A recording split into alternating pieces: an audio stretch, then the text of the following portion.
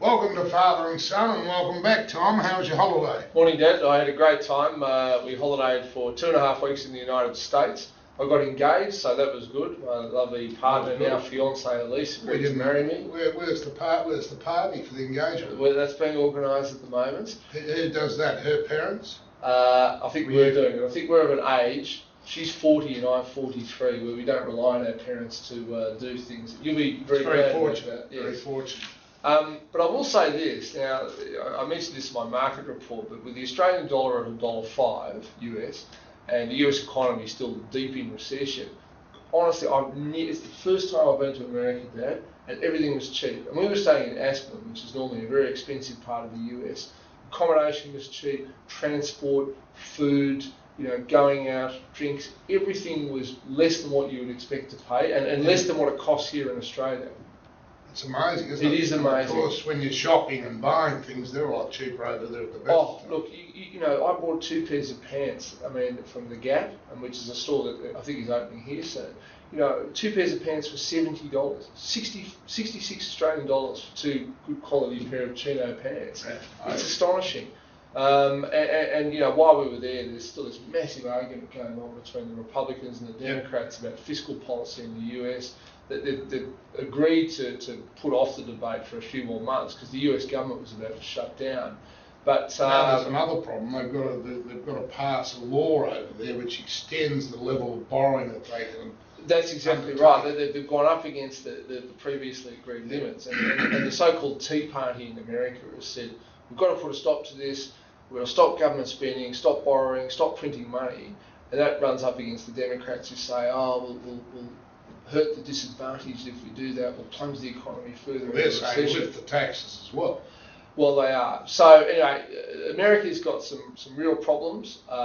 Problems in Europe? Europe's the same. In Britain, they are about to lay off almost 500,000 public servants. Now, Britain's already got 3 million unemployed, which is a huge number. It hasn't been this bad in 20 years. The early 90s was the last time you had so many people unemployed. 500,000 public servants are about to lose their jobs. Now, how are people like this going to find new jobs? The answer is they probably won't. That's right. Now Finland, because of the election last week, and we're a party that's against the EU, got a lot of seats, they might veto all the good work they're doing to bail out Greece, Portugal and Ireland. Well, some of the northern countries in Europe, Finland, Germany, etc., the average voter is saying, hey, we save money, we haven't done anything stupid, why do we have to go and bail out all these sort of nations that can't seem to control themselves, primarily in the southern parts of Europe? So it's a fascinating experiment, and I can tell you, when you come back to Australia, you suddenly feel very, very grateful that the problems that we have, which are real, but they're not nearly as bad as what's happening in North America or Northern Europe. Well, you got back in just in time to send your grandmother and my mother off. Had a good funeral for her on Friday. I thought it went very well. It did. You spoke well. She was almost 94. It was sad that she died, but blessing in disguise. To be expected at that age. Let's get on to the local things. The carbon tax is getting all the press. I think she's nuts. The unions are now ganging up against it. Obviously, business is very unhappy about it.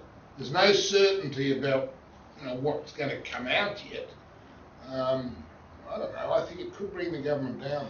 Well, again, just to give you my recent overseas experience, they've given up talking about a carbon tax over there. It's so low on their list of priorities that they would have thought any new tax is just mindless, it's stupid at the moment. Now, the word is from inside the Labor Party, and this is just what I've heard, is that there's another push, as in a move to try and destabilise the leadership, and whether Greg Combay or Bill Shorten might have a crack at Julia Gillard, who knows, but to have got the unions offside and big business offside, all to placate a couple of votes with the Greens. But if they don't placate those votes, that brings the government down. Well, it does, and therein lies the problem. But it's not much good for the Labor Party to upset the Labor movement, which is the unions. I'm not certain this carbon tax is going to go ahead, to be honest. Well, I don't know. I've got no idea if it's going to go ahead, but they're planning as though it's going to. Of course, once July the 1st comes, the Greens will have control of the Senate. Control of the Senate, that's right. So they've only got to get things through the lower house. They don't have to worry about the Senate anymore. Well, yes, but they've still got to placate the Greens if they don't introduce the carbon tax. That's what I'm saying. That's why there's a reasonable chance it will come through. Well, maybe it will, but I mean, the whole thing is so dumb. I mean, honestly, they're going to raise billions of dollars pricing carbon. It looks like between $20 and $25 a tonne. And then they'll take all that money and give it all back. Now, what sort of signal does that send to households and people who use power? The answer is, well, you know, if you're getting, they're saying lower income households will be overcompensated. What is the point? They won't change their behaviour. So I just really don't understand what good is going to be achieved by the I don't think there's many people that can. It's giving Abbott good press. He's over in the Pilbara at the moment. He's really stirring them up over there. And that was interesting that despite the carbon tax coming, BHP have announced this huge expansion in the Pilbara where they're going to double their output by building another big port that will hold 4 ships at a time. Yeah, well, Marius Kloppers, the CEO of BHP, has actually said he's in favour of a carbon tax. I think he looks at the issue globally and says, look, it's going to happen, let's get on with it. And of course, a lot of business leaders just want certainty, they want the debate to stop.